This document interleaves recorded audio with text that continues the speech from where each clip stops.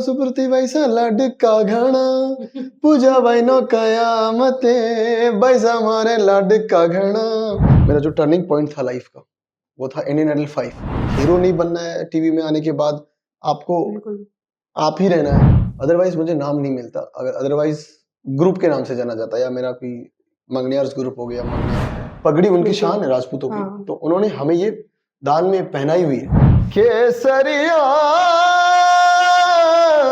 बाल मार हे पधारो म्हारे देश। Khama Ganesa, welcome back to another episode of Commoners on Couch. Today we have with us Rajasthan का छोकरा जिसने संगीत की धरोहर से अपनी पहचान बनाई। राजस्थान के छोटे गांव से लेकर ग्लोबल कॉन्सर्ट तक का अपना सफर तय किया। उसी बुलंद और सुरीली आवाज वाले स्वरूप खान का आज स्वागत करते हैं।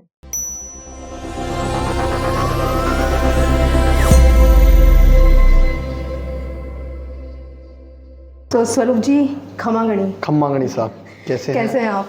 मैं बहुत अच्छा हूँ, आप दोनों कैसे हो? बहुत बढ़िया। बहुत प्यारी लग रही हो दोनों, बहुत थैंक यू सो मच। तो सबसे पहले जो सब लोग जानना चाहते हैं, मतलब ऑब्वियसली आपको देख रहे हैं, सब ये जानना चाहते हैं कि 2 लाइन में अगर आज स्वरूप जी अपने आप को बताएं कि कौन है स्वरूप, तो आप क्या बताना चाहेंगे उसमें? इवन से गा के? आपकी मर्जी, जिस हिसाब से आप आपको डिस्क्राइब कर सको। केसरिया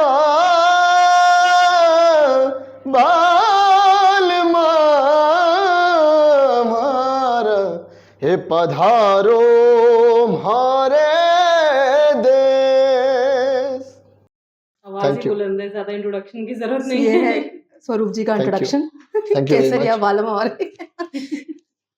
जी। तो स्वरूप जी, आप सिंगर हैं, मतलब कोई इंट्रोडक्शन के तो मोहताज है नहीं, पर ये जर्नी शुरू कहाँ से हुई? आपका क्या बैकग्राउंड है? आप किसी घराने से बिलोंग करते हैं, म्यूजिक के घराने से? उसके बारे में जानना चाहेंगे। बिल्कुल, राजस्थान के जैसलमेर बाड़मेर जैसे डिस्ट्रिक्ट है 2 राजस्थान में, जैसलमेर और बाड़मेर दोनों डिस्ट्रिक्ट है, जहाँ के बीच में एक गांव पड़ता है बैया। तो बैया से मैं आता हूँ।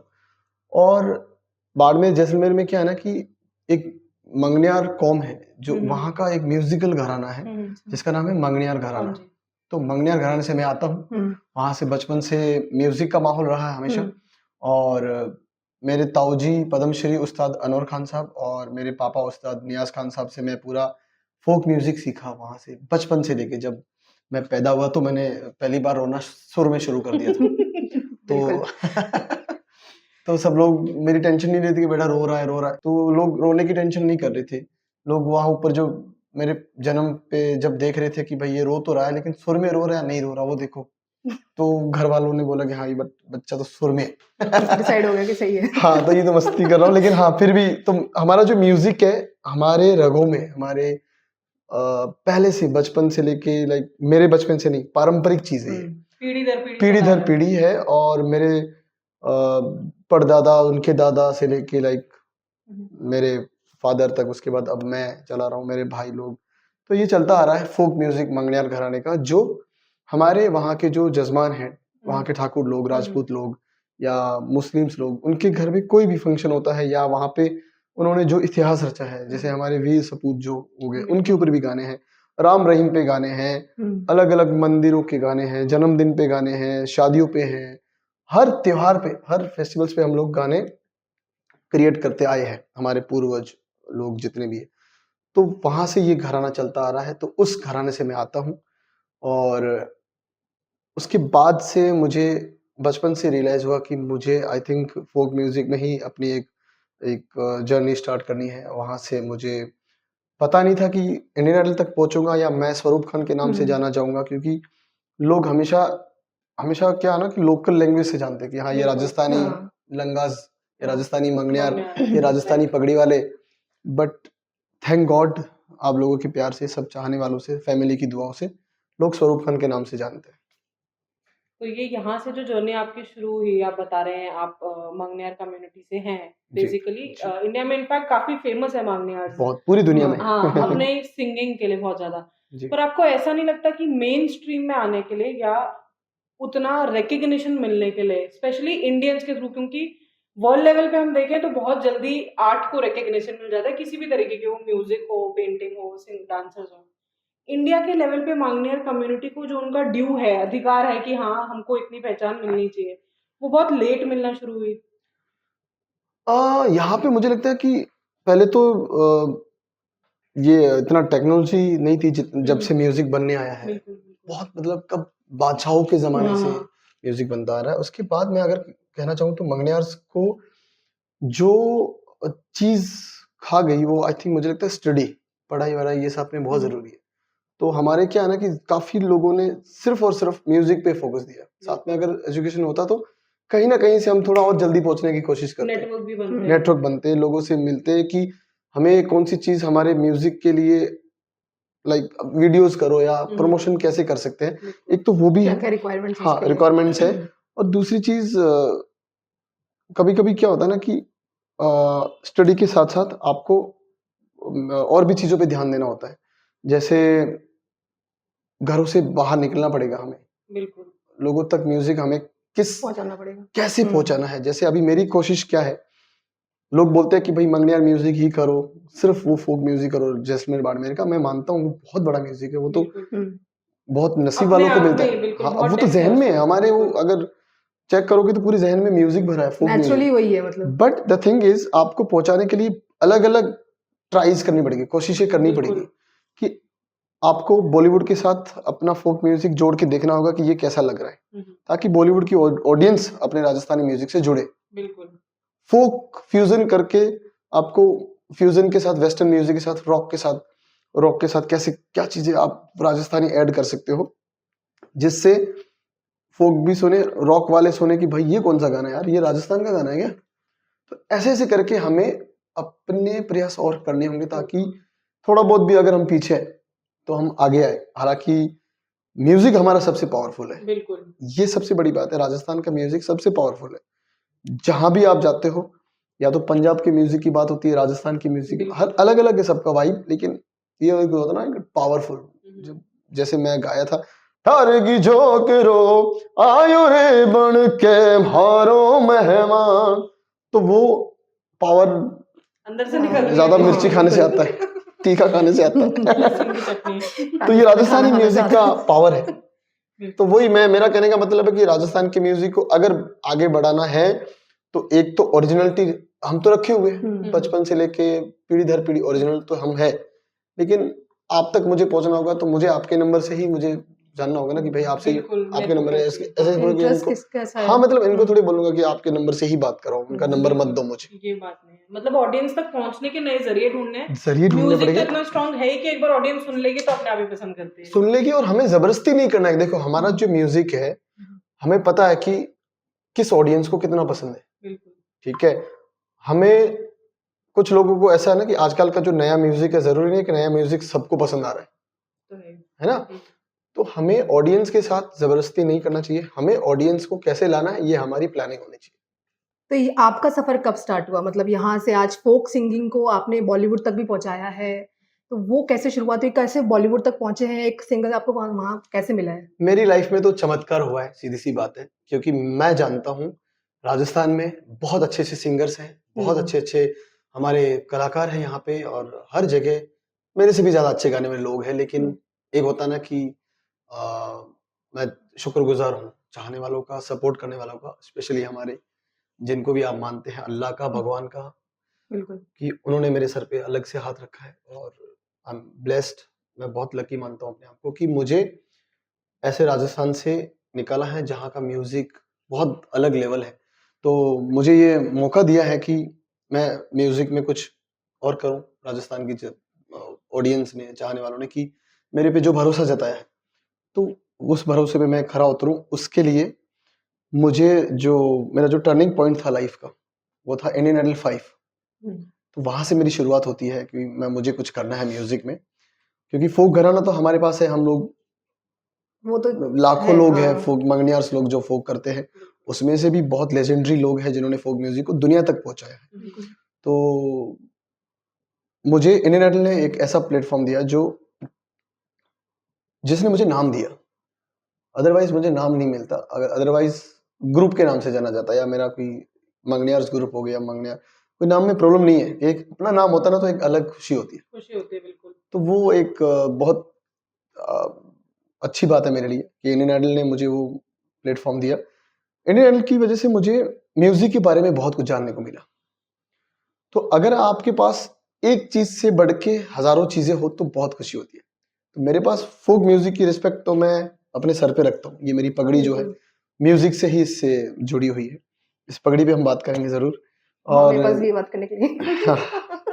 तो इंडियन आइडल उसके बाद काफी, हाँ, इंडियन आइडल में जाने से मुझे काफी चीजें सीखने को मिली, जैसे फील में गाने वाली जो चीजें होती है, बॉलीवुड रोमांटिक सॉन्ग अगर आपको गाना है, जैसे हर घड़ी बदल रही है रूप जिंदगी, छाँव है कहीं कहीं है धूप जिंदगी, हर पल यहाँ जी भर जियो, जो है समा कल हो न हो।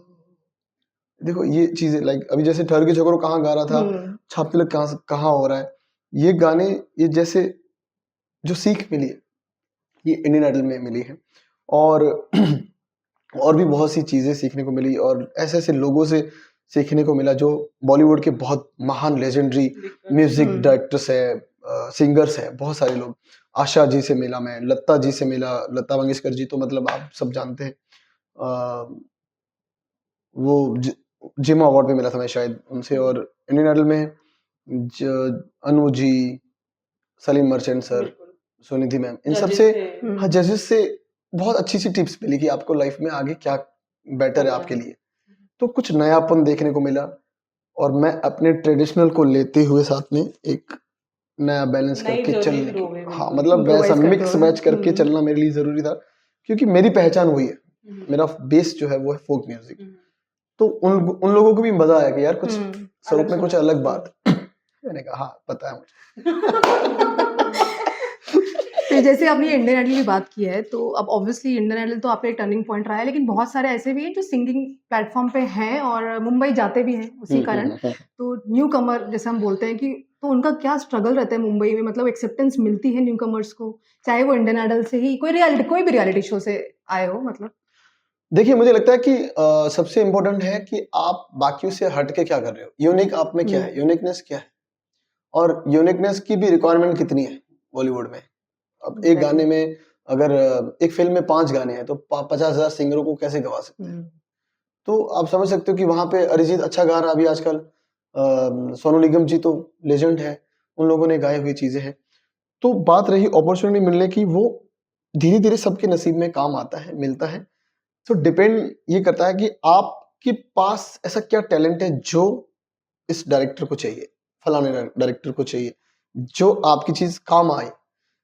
आप मेरे से अगर हटके गाओगे तो हो सकता है कि आपको वैसा काम मिलेगा। इंडियन आइडल में भी जाओ, सारेगामा, या कोई भी रियलिटी शो में जाओ, आप अगर दूसरों से अलग करते हो तो आपको जरूर मौका मिलता है। और ऐसा भी नहीं है कि टैलेंट की वहां वैल्यू नहीं है, वहां टैलेंट की वैल्यू है। कुछ डायरेक्टर्स हैं जो नए लोगों को मौके देते हैं।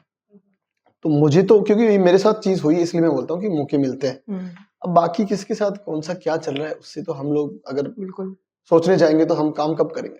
बिल्कुल। पर ये बात भी है, जैसे आप इंडियन आइडल बोल रहे हैं, कोई भी reality show for that matter हम बात करते हैं, तो बहुत अच्छे-अच्छे बहुत सिंगर्स आए, मतलब बहुत ही अच्छे। जिस टाइम वो शो चलता है लोग चिपके हुए हैं टीवी से कि यार ये गाना गा रहा है, इसका गाना सुनना है, वो कोई भी हो सकता है। पर हम अल्टीमेटली मेन स्ट्रीम की बात करें तो कुछ एक आध ही नाम है जो हम आज सुनते हैं। जैसे सीज़न 1 से मेरे हिसाब से अभिजीत सावंत विनर थे, या कुछ 4-5 लोग ही हैं जिनके नाम मेन स्ट्रीम म्यूज़िक में पता रहते हैं कि हाँ, आप हो गए, 1-2 और हो गए, पर सब कहाँ गुम हो जाते हैं, क्योंकि सिंगर्स तो वो सारे ही सही थे, सब जजेस ही चुन के लाए उनको, और सब एक जैसा कर भी नहीं रहे थे, सब डिफरेंट थे। तो फिर वो गुम क्यों हो जाते हैं कहीं न कहीं? नहीं, मुझे लगता है वो गुम नहीं हुए, कुछ मिस्टेक्स उनमें से भी हैं, हम में भी होती है, और कुछ ऑडियंस की जो आदत होती है वो भी बदल जाती है। और एक रियलिटी शो 6 महीने तक से ज्यादा 1 साल तक नहीं आगे चलेगा। हम लोगों ने टीवी में देखा हुआ, आदत पड़ी हुई है। अब हर बार एक चीज को नहीं देख सकते, तो कुछ ना कुछ और अलग चीजों में वो लगे होंगे, अपने सिंगल्स कर रहे हैं, म्यूजिक अलग कर रहे हैं। हिट होना, सुपर हिट होना, ये बाद में आती चीज़ है। ये तो आप टीवी में भी अगर 2 साल रह लो तब भी नहीं आओगे। बट द थिंग इज़, अगर अ, आपको जिस वजह से लोग जानते हैं टीवी पे, अगर वो आपने कंटिन्यूटी अगर बना के रखी, तो आप और ग्रोथ ग्रो करोगे। करोगे। ग्रोथ करते जाओगे और ग्रो में क्या होगा ना कि आपको लोग वैसे ही देखेंगे। स्वरूप ने शो में तो पगड़ी पहनी थी, अब तो हीरो बन गया, वो बाल-वाल खड़े कर रहा है। तो वो लोग, उनको क्योंकि हज़म उन्होंने नहीं आपको होगा। अप्रिशिएट एक पर्टिकुलर हाँ, कैरेक्टर के लिए किया, कैरेक्टर जैसा वो देखा नहीं है बोल वैसे ही सकते। चाहते हैं। वो कैरेक्टर रखना पड़ेगा, आपकी सिंगिंग स्टाइल वैसी रखनी पड़ेगी, आपको बने रहना पड़ेगा, आपको लिंक्स बनाना पड़ेगा, लोगों से मिलते रहना पड़ेगा, मेहनत उतनी करनी पड़ेगी। हीरो नहीं बनना है टीवी में आने के बाद, आपको बिल्कुल। आप ही रहना है, ना हीरो ना ज़ीरो, आपको जो हो वही जो दिखाना हो है। वही रहना है। तो वो सारी चीज़ें मैटर करती हैं। बाकी कोई गुम नहीं है, ये सब इंडिया में ही है, टकराते मतलब रहते सब इंडिया में अपने-अपने तो हिस्से है का ही। काम कर रहे हैं। कहने का नाम मतलब सुनने को ये। नहीं हैं। मिल रहा, मस्ती कर, मतलब हाँ मेन सही स्ट्रीम है। की बात नहीं, नहीं, कर रहे बिल्कुल हैं। सही हाँ, बात। हाँ, वो है। तो अब जैसे फ़ोक म्यूज़िक की भी हम बात कर रहे हैं, तो आज बहुत फ़र्क है, मतलब पहले से जब हम राजस्थानी फ़ोक म्यूज़िक भी अब देख रहे हैं, तो ठीक है, मेन स्ट्रीम में आते बहुत समय भी लगा। आपका उसमें क्या विचार है? मतलब आज बॉलीवुड में भी जाना जाता है, तो मेन स्ट्रीम में आज बहुत अच्छा एक्सेप्टेंस है, तो उसके बारे में आपका क्या विचार है? कैसे इतनी मतलब अब जाके बॉलीवुड में भी हम फ़ोक म्यूज़िक का एक मिक्सचर सुन लेते हैं? नहीं, फ़ोक म्यूज़िक पहले से ही है हाँ। बॉलीवुड में, और फ़ोक म्यूज़िक का ऐसा नहीं है कि देखो कुछ गाने हैं जो बॉलीवुड में आ गए तो ही वो बहुत अच्छा हो गया फ़ोक म्यूज़िक। फ़ोक बिल्कुल। म्यूज़िक तो ऑलरेडी अच्छा है। बेस पूरा, जितने भी गाने हैं, म्यूज़िक है, जितने भी जो बाकी के रॉक म्यूज़िक होगा, वेस्टर्न म्यूज़िक हो गया, उन सबका बेस फ़ोक ही है। शुरुआत फ़ोक है। बिल्कुल। मतलब एक एग्ज़ाम्पल दूँ तो मैं, फ़ोक म्यूज़िक एक ऐसा समंदर है, और वो जो उसका कोई एंड नहीं है, अंत नहीं है समंदर का, गहराई से या चौड़ाई में, जो भी देख लो। बाकी का जो म्यूज़िक है, रॉक म्यूज़िक हो गया, बॉलीवुड म्यूज़िक हो गया, या कोई भी सॉफ्ट, सबका एक हिप लिमिटेड हॉप वो या वो सब लहरें आएगी, बिल्कुल। जाएगी, आएगी, जाएगी। फ़ोक म्यूज़िक का अपना एक बेस बना हुआ है। तो मैं जैसे फ़ोक जो गाने बने हुए हैं, तो क्रिएट भी ऐसा ही होता था वो। जैसे हम आज का अगर बात करें, आज हम मिले, तो अगर बैठे-बैठे अगर अब यहाँ पे मंगनियार घराने का मैं ही हूँ, कोई पहले की बात करें तो कैसे बनता था वो? बैठे-बैठे बात कर रहे थे, "हो सुप्रती वैसा लाडका घणा, पूजा बहनों कयामते, बैसा मारे लाडका घणा, बैसा फुटरा घणा।" तो ऐसे-ऐसे करके क्रिएट होता है म्यूज़िक। तो वो बातों-बातों में हर, इंस्टेंट म्यूज़िक। हाँ, मतलब वो फ़ोक म्यूज़िक है तो बना हुआ है। बट फ़ोक म्यूज़िक को आजकल के जो लोग जैसे कह रहे हैं कि अब इतना बड़ा नाम मिल रहा है, तो वो नीड है, वो लोगों को ज़रूरत है हमारे कल्चर फ़ोक। जानना ज़रूरी है। वो नीड है, वो बाकी लोगों को ज़रूरत है। ये एग्ज़ैक्टली। ये पावर है फ़ोक म्यूज़िक का, कि यार हम अगर ये चीज़ करेंगे ना तो हमारा काम अच्छा हो जाएगा, हमारी नीड पूरी हो जाएगी, और लोगों तक खुशियाँ सेलिब्रेशन में फ़ोक गाने काम आते हैं। तो एक हैप्पी लाइफ़ के लिए फ़ोक म्यूज़िक सुनना बहुत ज़रूरी है। हम तो सुनते ही है ना? हैं। कोई भी म्यूज़िक हो, हैप्पी मीन्स शादी-वादी में भी, लाइक एक होता है ना कि हमें अपना क्या बोलते हैं उसको, ट्रेडिशनल चीज़ें याद आती है, बिल्कुल। उससे कनेक्ट करते हैं, कहानियाँ, एक अच्छा मैसेज होता है फ़ोक म्यूज़िक के ज़रिए, बहुत सी चीज़ें। तो अच्छी बात है कि लोग आज उस लेवल तक उसको पहुँचा रहे हैं, जहाँ तक और नई-नई ऑडियंस मिल रही है। अब इसी से एक बात पे आता है, देखिए कोई भी आर्टिस्ट के लिए आर्ट इम्पोर्टेंट है सबसे ज़्यादा, और आर्ट को फॉलो करोगे तो रेवेन्यू या कमर्शियलाइजेशन तो होगा ही, वो बाय प्रोडक्ट है। लेकिन फिर भी अगर एक लेमैन को ये जानना हो कि एक आर्टिस्ट के लिए क्या-क्या रेवेन्यू के स्ट्रीम्स होते हैं, मतलब ठीक है जैसे प्लेबैक सिंगिंग हो गई, दैट्स एक जगह है जहाँ से रेवेन्यू जनरेट हो रहा है। इसके अलावा और क्या-क्या ऑप्शंस होते हैं, जहाँ से रेवेन्यू जनरेट हो रहा है आर्टिस्ट को? बहुत सी चीज़ें हैं, लाइक अभी तो सोशल मीडिया आ गई है, तो बहुत सी आप खुद का ही इंडिपेंडेंट आप इंडिपेंडेंट यूट्यूब पे भी कर बिल्कुल। सकते हो। बिल्कुल, वहाँ पे भी आपकी यूनिकनेस काम आती है कि आप बाकियों से कितना अच्छा कितना गाते हो, एग्ज़ैक्टली। तो उतना आप छापोगे, सीधी-सी बात है। और दूसरी चीज़, रेवेन्यू की बात करी जाए तो आपके पास सिंगिंग के अलावा वीडियो में एक्टिंग भी कर सकते हो, और भी म्यूज़िक सिखा सकते हो, एकेडमीज़ वगैरह ऑनलाइन क्लासेस भी कर सकते हो। छोटे बच्चों को या बड़ों को जिनको सरगम नहीं आती है, जिनको फ़ोक म्यूज़िक नहीं आता है, ऐसे करके भी कर सकते हो आप। बट और मुझे तो शोज़ बहुत वगैरह आई गेस। अच्छी अच्छी बात है कि आप जिस चीज़ में खुश हो, हाँ, उसके पैसे मिल रहे तो आपके लिए तो बहुत और बड़ी सोने पे बात है। सुहागा वाली सोने पे बात सुहागा है। है। तो मैं तो खुश हूँ। हाँ, लोग सेवा करते हैं, गाना सुनते हैं। गाना सुनना है, हाँ, मुझे तो बहुत पसंद है ये चीज़। तो गाने जैसे आपने काफ़ी गाने अच्छे गाए हैं, तो पीके की बात करते हैं, ये इसकी शुरुआत कैसे हुई? पीके की शुरुआत हुई थी इंडियन आइडल 5 के एक एपिसोड में, एक एपिसोड में। तो वहाँ पे राजकुमार हिरानी जी और हुँ। आमिर खान साहब, शर्मन जोश शर्मन जोशी वो शर्मन उसके जोशी जी, थ्री इडियट्स के लिए आए होंगे। हाँ, ये पूरी कास्ट हाँ। आई हुई थी वहाँ पे। और वहाँ पे मैंने गाना गाया था कोई, ओ मितवा सुन मितवा तुझको क्या डर है रे, ये धरती अपनी है अपना अंबर है रे, तू आजा रे। तो उनको ये आवाज अच्छी लगी, राजकुमार हिरानी जी सुन रहे थे, तो हम लोग वहाँ पे टच में रहे, हुँ। नंबर वगैरह लिए। हम थोड़े मारवाड़ी है, राजस्थानी है, मीन्स राजस्थान से है, तो थोड़ा घुस जाते कि भाई हाँ सर कैसे हो, क्या हाल है। तो वैसे टच में रहे। उसके बाद उन्होंने अचानक से मुझे कॉल किया कि स्वरूप देखा तो भाई राजकुमार हिरानी का कॉल मेरे नंबर पे, मतलब 10-15 साल पहले की बात। और मतलब इतना खुश हो गया मेरे लिए, लाइक एज एन सिंगर यार, आपको फिल्म इंडस्ट्री का सबसे बड़ा बिल्कुल। फिल्म डायरेक्टर प्रोड्यूसर वो अगर आपको कॉल कर रहा है सामने से, तो मैं नंबर देख के एकदम खुश हो गया। मैं एयरपोर्ट पे था कहीं, तो क्यू में कोई तो लाइन में खड़ा था, आया फोन, तो मैं ऐसे हट हट गया, साइड से बात की। तो उन्होंने बोला कि एक गाना नहीं, उन्होंने बोला कि मिलो यार, कहाँ हो, कुछ फोक सुनाओ अपना। तो मुझे लगा कि चलो घर पे होगा, कुछ ऐसा ही फंक्शन होगा, इसलिए बुला रहे होंगे।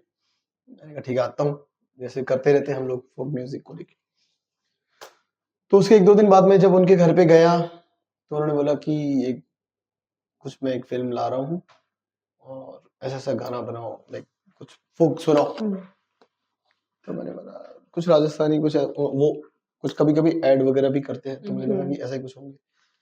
तो बनाते बनाते धीरे धीरे स्वानंद करके जी ऐड हुए बीच में, फिर जो लिरिक्स राइटर है स्वानंद हुँ। करके, फिर अजय अतुल जी आ गए। मैंने कहा यार कुछ बड़ा ही माहौल बड़ा हो ही गया। हो रहा है ऐसे ऐसे मैं तो एकदम अपने आप को चेक कर रहा हूँ कि भाई सपना तो नहीं है, क्योंकि आप रियलिटी शो के बाद जब मुंबई जाते हो तो आपको लगता है कि भाई अभी 15-10 साल तो लगेंगे, एक मूवी में, बड़ी मूवी में गाना आएगा, इतनी मेहनत तो और करनी है, अभी प्लेबैक खुद को एहसास हो जाता है वहां पहुंचते ही। वहां मुंबई में। क्योंकि होता है ना कि रियलिटी शो में आ तो जाते हो, लेकिन मूवीज में आना आपको स्टूडियो रिकॉर्डिंग की आदत होनी बहुत जरूरी है, बिल्कुल। अच्छा मतलब तैयार होना। हुँ। तो मुझे वो भी एक टेंशन थी कि अभी तो टाइम लगेगा।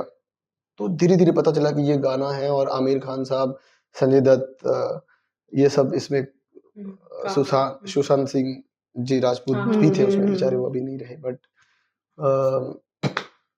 ये सब कास्ट है, अनुष्का शर्मा सब। मैंने कहा भाई मैं ठीक तो हूँ लाइक ऐसे से। फिर वो बहुत बड़ा चमत्कार था, टू बी ऑनेस्ट। मतलब मेरी लाइफ में एक टर्निंग पॉइंट, लाइफ का बेस्ट। तो गाना रिकॉर्ड हुआ, अजय तुल जी ने बनाया मस्त, मैंने राजस्थानी फोक भी उनको सुनाया, आवाज तो पसंद आ गई। फिर रिकॉर्ड किया हमने यशराज में, और फिर उसका प्रमोशन के लिए हम लोग गए थे दिल्ली। तो वहां पे आमिर खान पहली बार मिले थे मुझे।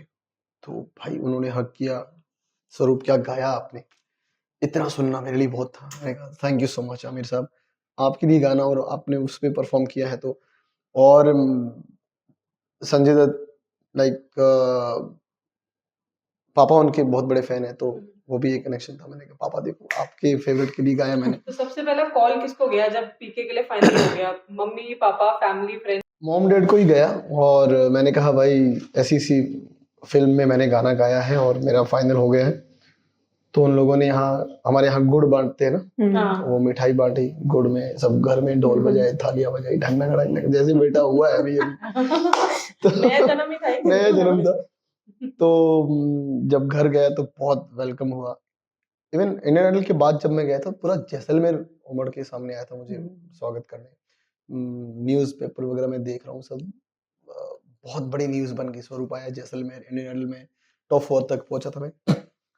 तो मतलब मैं तो पागल हो गया, मैंने कहा हीरो बन गया मैं तो यार, कैसे। क्योंकि वहां गाँव से मैं तो कह रहा हूँ, मुझे सपने के बारे में नहीं पता ना, कि भाई सपना नाम की कोई चीज होती है, कि सपना देखना है आगे लाइफ में ये करना है। हम तो लाइक वैसे रहे ना कि सब मॉम डैड कर लेंगे, सब कुछ कर लेंगे, हम लोग तो मजे करने आए लाइफ में। बाद में पता चला कि भाई करना आपको ही है सब कुछ। पर अच्छा है, ऊपर वाले की दया से बिल्कुल सही ट्रैक पे चला सब कुछ। बहुत अच्छा, मतलब गॉड, मतलब मैं सोच भी नहीं सकता। मैंने बिकॉज मैंने सच बोलूं तो अपनी लाइफ को इतना स्टार्टिंग में सीरियस नहीं लिया, मतलब मैं पढ़ाई नहीं किया। मैंने कहा सब चल तो रहा है, ताऊ जी पापा के साथ शोज कर रहा हूँ, और क्या चाहिए लाइफ में। बट लाइफ में भाई मेच्योरिटी, ये सब चीजें बहुत जरूरी है। तो मैं आपको बता दूं, 5th तक ऐसा कुछ, 4th तक पढ़ पाया था उस टाइम, पढ़ाई नहीं की। फिर धीरे धीरे फिर मेरा एक क्या है ना कि आदत है थोड़ा यूनिक, लाइक यूनिक बोलो या क्या, मैं कैची हूँ थोड़ा, चीजें पकड़ ग्रैस्प कर लेते हो। ऑब्जर्व कर लेता हूँ। फिर मुझे लगता है कि यही बेस्ट है, जो मैं कर रहा हूँ सबसे बढ़िया है। बढ़िया है, चलो लाइफ ने सिखाया है बेसिकली, बुक हाँ, से लाइफ नहीं ने सीखा तो। लाइफ तो ने इस सिखाया। गाने के बारे में बात हुई तो ही हो जाए। हाँ। हम्म, आयो रे भाया रंगीलो मेहमान, रे छोरा छोरी फर्क न समझे मारे जब जनांग, मरवाएगा तू ठरकी पिटवाएगा तू ठरकी, रे मत कर मत कर मत कर मत कर, अरे रे रे रे रे रे रे रे रे रे रे रे ठार की छोकरो, आयो रे बन के मारो मेहमान, अरे ठार की छोकरो, आयो रे बन के मारो मेहमान। शानदार। Thank you. एक ऐसी प्लेस जहां आप चाहेंगे कि मैं परफॉर्म करूं, मतलब कोई स्टेडियम हो सकता है, कोई भी कॉन्सर्ट एरिया हो सकता है, कहीं पे भी लाइफ में, मतलब अब तो ड्रीम्स देखने लग गए हैं ना, तो ऐसा कुछ है नहीं यार, मैं तो स्टेडियम कहीं भी बुला ले यार, आउट ऑफ इंडिया में, इंडिया में भी हालांकि किए हुए शोज, तो मैं हाँ। अभी एक कोई ऐसी जगह नहीं बता पाऊंगा, मतलब बट ऐसे सोचा नहीं विंबलडन बहुत वगैरह कहीं मतलब पे। बहुत शोज किए मैंने, तो सब मेरे लिए लाइक स्टेज मेरे लिए एक समान है, तो ऐसा कुछ नहीं कि ये स्टेज बड़ी है ये छोटी है, तो जहां भी हो I am okay with everything, जहाँ पे भी ले जाए। जहां भी किस्मत ले तो जाए। जैसे अभी ड्रेसिंग की बात भी कर लेते हैं ना, आपने बोला कि पगड़ी आपका है, स्टाइल सेगमेंट है कि आप हमेशा उसको कंटिन्यू रखते ही हैं, जी। कल्चर से है तो है।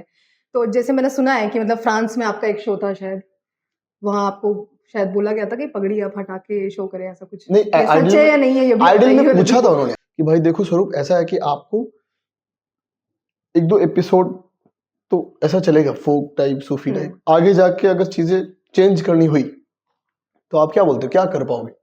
मैंने बोला देखो आप मेरा बाकी सब कपड़े चेंज कर लो, जीन्स टी शर्ट्स वगैरह ये सब पहन सकता हूँ, पगड़ी तो रहेगी। तो ये बात मेरे लिए तो मायने बहुत रखती है, लेकिन उनके लिए भी रखती है कि भाई वाह यार बहुत बिल्कुल। बड़ी बात है, तो फिर आप पगड़ी को आप इज्जत दे रहे हो। तो बात रही पगड़ी को इज्जत देना, हम लोग वैसे मुस्लिम से, बट मुझे लगता है कि आर्टिस्ट का कोई धर्म नहीं धर्म नहीं होता, होता, बिल्कुल। और मैं वैसे ही आर्टिस्ट हूँ। मैं सारे रिलीजन्स को मैं रिस्पेक्ट देता हूँ, सारे जितने भी धर्म है उन सबको इज्जत देता हूँ, उनके अपने पावर के हिसाब से जो भी है, जैसे सब मानते हैं हम। तो पगड़ी की बात करें तो ये एक रिस्पेक्ट है राजपूत समाज के लिए बिल्कुल। हमारी तरफ से एज एन आर्टिस्ट। जो जजमान होते थे जजमान basically। होते थे जो जजमान है हैं। उनसे ये पगड़ी गिफ्ट में मिली हुई है, दान में, हमारे म्यूजिक से इम्प्रेस होके उन लोगों ने बोला कि आपका म्यूजिक हमें इतना बड़ा दिखाता है दुनिया के सामने, हमारे बखान करते हैं हमारे इतिहास को, तो दान में हम लोग हमारी जो शान है वो आपको करते हैं। मतलब गिफ्ट एक बहुत बड़ी होती है, लाइक पगड़ी उनकी बिल्कुल। शान है राजपूतों की, हाँ। तो उन्होंने हमें ये दान में पहनाई हुई है। तो वो अगर हमारे म्यूजिक को इतनी इज्जत देते हैं, रिस्पेक्ट देते हैं, तो क्यों ना हम उनकी शान को शान बना के रखें। ये प्यार है आपस में। अब जैसे एक और क्वेश्चन है, आजकल फोक को तो एक्सेप्टेंस मिल रहा है, रीजनल म्यूजिक को भी बहुत एक्सेप्टेंस मिल रहा है, वो हमने बात कर ली, पर कहीं ना कहीं क्वालिटी ऑफ म्यूजिक, जैसे हम लिरिक्स की बात कर लें खासकर, उसमें भी कुछ आप आपत्तिजनक समझ लीजिए, या ऐसे सुनने को बहुत मतलब रोजमर्रा के उसमें आ जा रहे हैं। इस पे एज एन आर्टिस्ट आपको कैसा लगता है कि ये भी होना ही चाहिए, या एक लाइन ड्रॉ कर देनी चाहिए कि नहीं, कुछ स्पेसिफिक टाइप के लिरिक्स हैं जो नहीं म्यूजिक में डाले जाएं ऐसा? नहीं, ये देखो किसी पर्सनल प्रोड्यूसर की, डायरेक्टर की कॉल होती है, या फिर सुनने वालों की मर्जी होती है, उसमें हम किसी को कुछ रोक नहीं सकते हैं। हम लोग क्या कर रहे हैं ये डिपेंड करता है। तो मेरा ध्यान उस पर ही रहता है कि मुझे अपने खुद से डर लगता है कि मेरे से कोई गलत ऐसा कुछ काम ना हो जो दूसरों को हर्ट करे। That's it. और कभी ऐसा हुआ हो कि कोई म्यूजिक डायरेक्टर हैं जिनसे आप टच में हैं, जिनके लिए कोई एल्बम कर रहे हैं, गाना गा रहे हैं, और इस टाइप का कोई सॉन्ग है, तो अगर सिंगर इनपुट दे, तो कभी ऐसा हुआ है आपके साथ कि म्यूजिक डायरेक्टर ने हाँ उसको रिस्पेक्ट करा है कि ठीक है वील चेंज द लिरिक्स या दूसरा लिखते हैं? हाँ, कुछ चीजें चेंजेस होती हैं, जैसे जो मुझे लगता है कि मेरे मेरी नज़र में जितने भी राजस्थान में जो कल्चर है या कोई अ, धर्म है, अगर उसके अगेंस्ट मैं चीज़ कर रहा हूँ और हम्म, मुझे पता चल रही हम्म, है कि ये मेरे अड़ोसी-पड़ोसी को इससे सही तकलीफ नहीं हो लगेगा। सकती है, तो मैं अपनी बात रखता हूँ। हम्म, उसके बाद कभी-कभी प्रोड्यूसर्स के पावर्स होते हैं या फिर लगता है कि लोगों को अच्छा लगेगा, उम्मीद जताते हैं, तो मेरी भी बात रखते हैं, कभी-कभी मैं भी उनकी चीज़ें कर लेता हूँ क्योंकि मुझे भी ट्रस्ट होता है कि कुछ गलत तो मैं ही होने नहीं दूँगा तो कैसे होगा? बिल्कुल।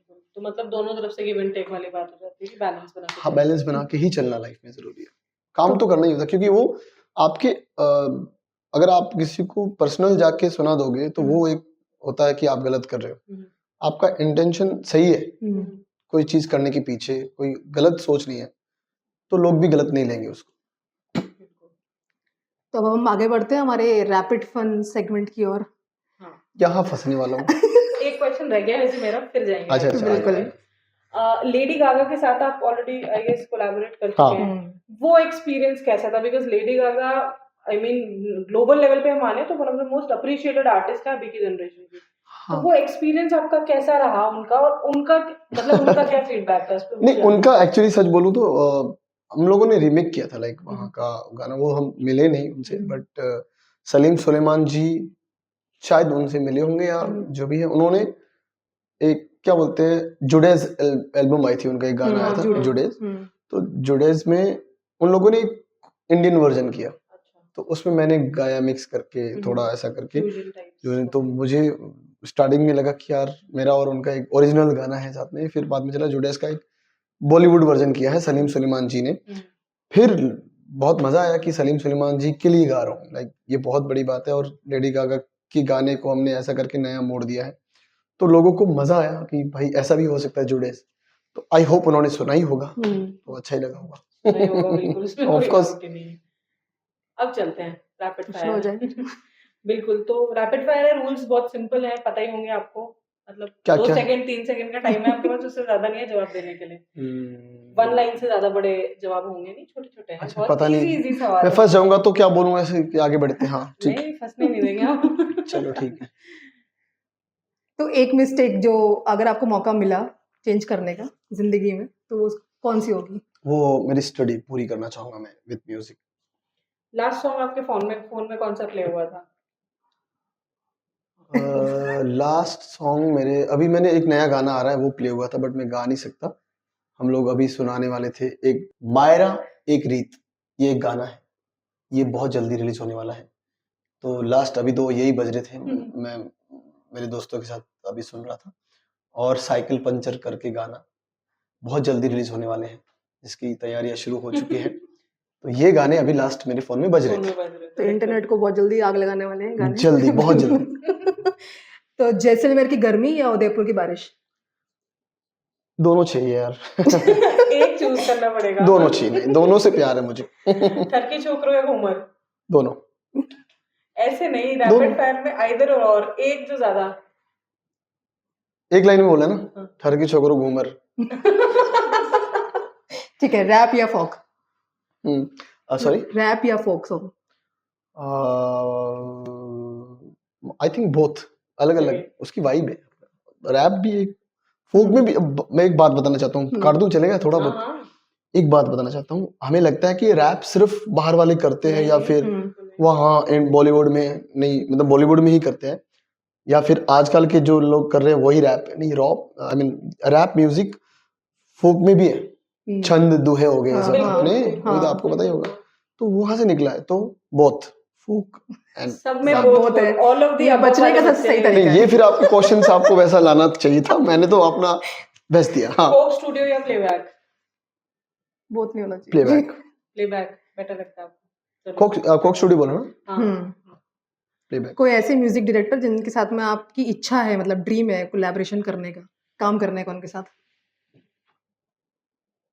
नहीं, म्यूजिक डायरेक्टर तो मैं सबकी इज्जत करता हूँ और काफी मैंने गाया भी है उनके लिए, बट रहमान साहब, उनके साथ आपको उनके काम साथ बिल्कुल करना है। कभी करना है। One global musician that you follow? तू तू रू रू रू रू, बहुत से हैं। बेस्ट एक बताना। Michael Jackson. कोई ऐसा सॉन्ग जो आपने सुना और आपको लगा यार ये मुझे गाना चाहिए था, ये मैं अगर गाता तो ये ऐसा होता?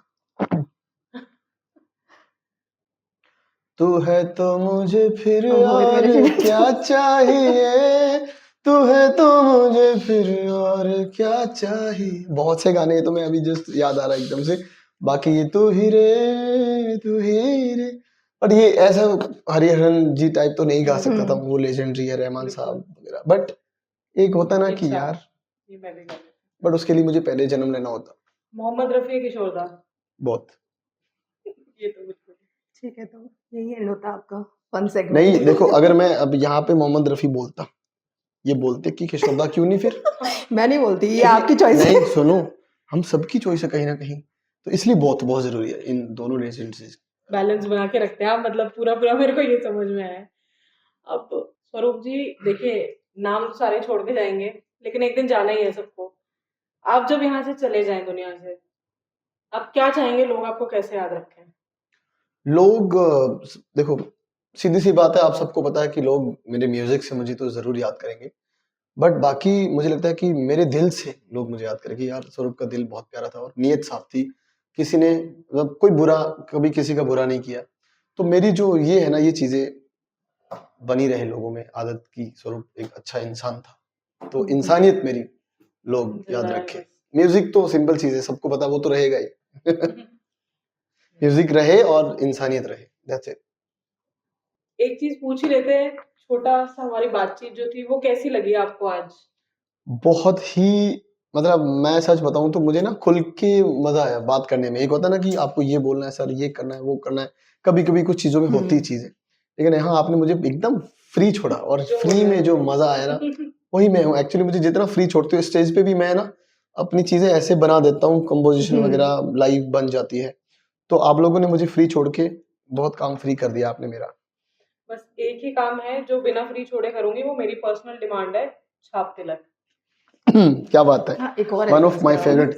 इसके पीछे भी एक स्टोरी है, छाप तिलक से ही मेरा सिलेक्शन हुआ था इंडियन आइडल 5 में। मैंने आपका सबसे पहला गाना ही वो सुना है, मतलब, और बहुत लूप पे सुना है वो गाना। तो छाप तिलक सब छीन रे मोजन नाम मिलाई के, नैना मिला के मोसे नैना मिला के, नैना मिला के मोसे नैना मिलाई के, बात अधम कह दी रे मोसे नैना मिलाई के, खुशरो निजाम के बल बल जइयो, खुशरो निजाम के बल बल जइयो, मोहे सुहागन कर दी रे मोजन नाम लई के, छाप तिलक सब छीन रे मोजन नाम लई के। नहीं, आपने एक्चुअली, मैंने तो सिर्फ रील ही देखी थी आपकी, उसमें आप आनंद राय डायरेक्टर जो है वो सुन रहे थे कहीं आप। हाँ, एग्जैक्टली ढोलक के साथ, हाँ। तो वो मैं हाँ केसरिया वालों के साथ गाता रहता हूँ कभी कभी। मेरे दिल ने चुन लिया ने तेरे दिल दिया रहा, तू जो मेरे नाल तो रहता, तू जो मेरे नाल तो रहता, तुर पे मेरी आज़ा जीना मेरा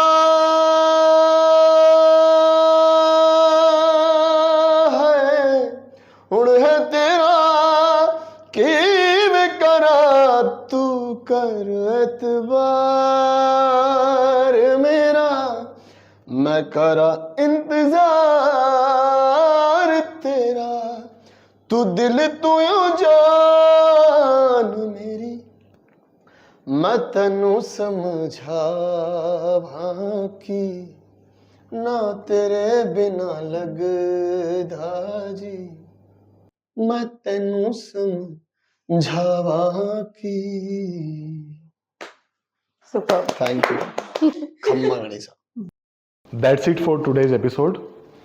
कमेंट सेक्शन में जरूर बताइए कि आपको आज का एपिसोड कैसा लगा। Do like, share and subscribe. घणी खम्मा।